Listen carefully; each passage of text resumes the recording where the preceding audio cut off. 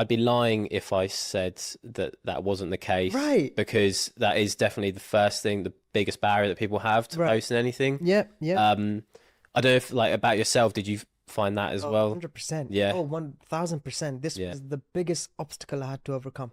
What other people would think of me, because look, I was watching Alex Hormozy talk about this, right? And he dived into how, as humans, we are very careful of our reputation, right? And so this micro society that we're living in, we've got our own little reputation that needs to be maintained. And so deciding to put yourself out there in front of the world is daunting. It's scary because people, Massively, yeah. because people will judge you, people will criticize you, people will come at you from all different angles. I say more so whilst you're in school, like that whole environment where everyone's very judgmental, especially like high school, going through that.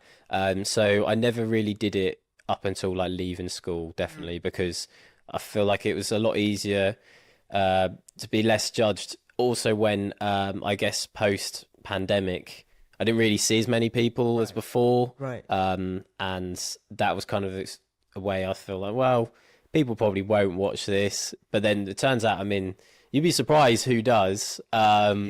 You get all sorts of comments of random people that you haven't spoken to in years, and they might message or say something. But you just, to be honest, to get around it, you really have just got to have the mindset of not caring what other people think. I know it's a lot easier said than done, but you just have to have that mentality. Otherwise, you're going to fall into the trap of literally, obviously, just caring too much. And I think it took me a while to tap into that mindset of not caring about what people would think of me. Yeah. But once I tapped into it, I just liberated myself from so much shit, But one of the things that really helped me overcome this fear of what people would think of me was simply realizing that there's another picture to this, like I can either focus on creating content for the next 5, 6, 7, 8 years, have a legitimate business, put myself out there, become a success, or I can worry about what people would think of me and always stay down there. Yeah. And it's so funny because once I started creating content consistently, I actually realized people are more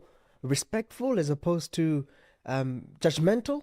Like they would look at you and think, oh, hey, I saw you on a podcast. Like I was like, yeah. And then they were like, it's a good thing. I'm like, really? Like, yeah. Because you'd be surprised. A lot of people really, they want to do it. A lot of people, and they would envy anyone that actually does step out of that comfort zone and be able to post themselves. Yeah.